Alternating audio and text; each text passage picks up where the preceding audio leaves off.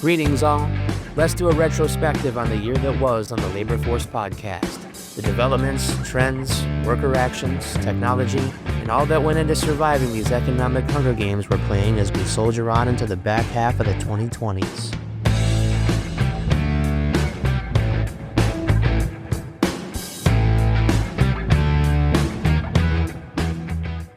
Well, in 2025, we chronicle the year in which the contradictions of modern capitalism became impossible to ignore.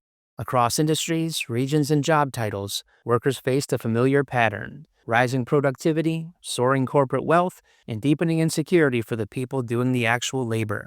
Yet the year was equally defined by resistance, sometimes quiet, sometimes explosive, and by a growing refusal to accept precarity as inevitable.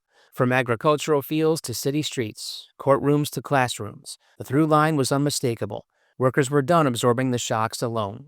The summer, when I started the podcast, or rather restarted it, opened with a landmark victory in New York's agricultural sector, where farm workers at Cahoon Farm secured the state's first union contract, covering both year-round employees and seasonal H-2A guest workers.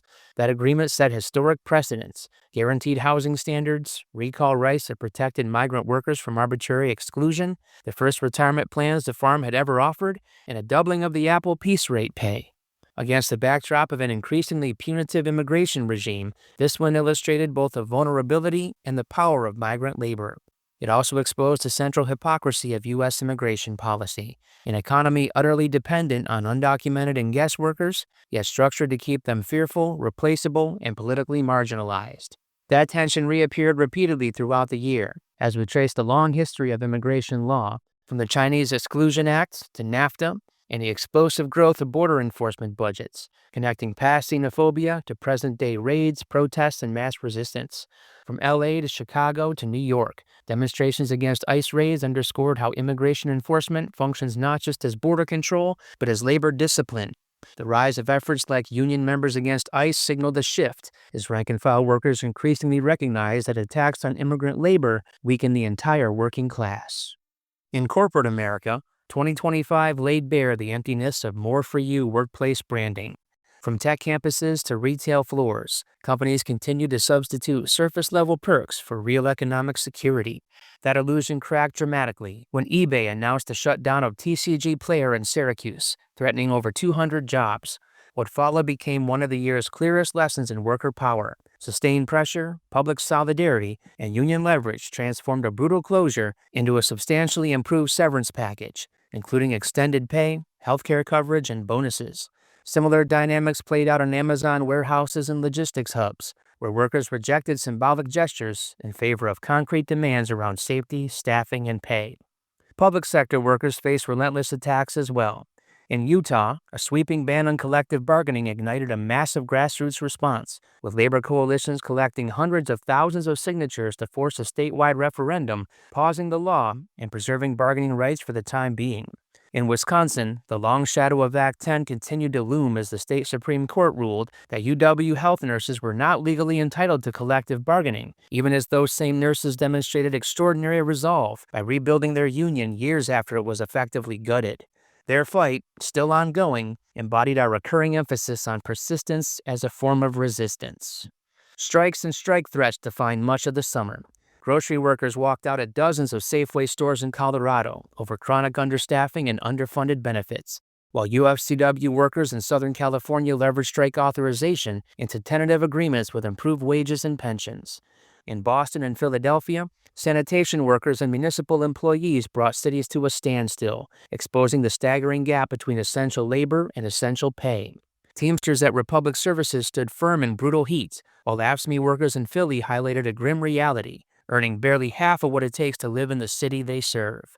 Meanwhile, at Tyson Foods' massive Amarillo beef plant, a credible strike threat delivered a powerful 4-year contract with wage increases topping 30%, proof that even in heavily consolidated industries, leverage still exists.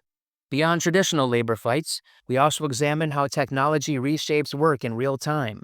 AI moved from abstract concern to daily reality, as executives openly acknowledged looming job reductions while offering vague promises of new roles. Educators, myself included, reflected on how AI transformed classrooms, assessment, and skill expectations, even as students increasingly relied on the technology to shortcut learning. Polling revealed the public deeply ambivalent, nearly half using AI tools regularly, yet overwhelmingly skeptical that the technology would improve their lives. Parallel discussions on automation, from self-checkout kiosks to Tesla's autonomous deliveries, raised urgent questions about job loss, accountability, and whether efficiency gains would ever be shared with workers. Work culture itself came under scrutiny, particularly the glorification of extreme hours. Profiles of tech executives promoting 70 to 90-hour work weeks collided with the lived reality of younger workers facing stagnant wages, crushing debt, and a hostile hiring market. Gen Z's resistance to burnout culture stood out as one of the year's quiet rebellions, challenging the idea that exhaustion should be the price of ambition. Perhaps the most hopeful stories of 2025 emerged from alternatives to traditional corporate ownership. Worker cooperatives, especially Sustainergy in Cincinnati, demonstrated how shared ownership can transform lives. Founded by immigrant workers inspired by Spain's Mondragon model, Sustainergy not only provided family-sustaining jobs but also dividends, mutual aid, and real economic stability. Across Cincinnati, a growing network of cooperatives showed that democratic workplaces are not theoretical. They are functioning, resilient, and capable of uniting people across political and cultural divides. Politically, the year closed with growing interest in independent working-class political formations. From Zoran Mamdani's rise in New York City's Democratic primary and on to the mayor's office, to discussions of independent labor candidates in deep red states, we highlighted a rising dissatisfaction with a two-party system dominated by corporate donors. Surveys showing majority support for a workers' political party underscored a broader realization: protest alone is not enough. Lasting power requires organization, education, and institutional presence. Taken together, the stories of 2025 reveal a labor movement that is fragmented but energized, battered but learning, and increasingly unwilling to accept decline as destiny.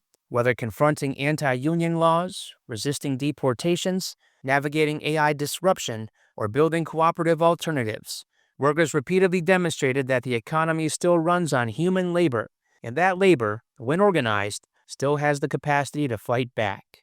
So we'll be on it into the new year and beyond. Hope you had a Merry Christmas. Hope you enjoy the New Year's celebration, and we all move forward, as we always have, together. Solidarity.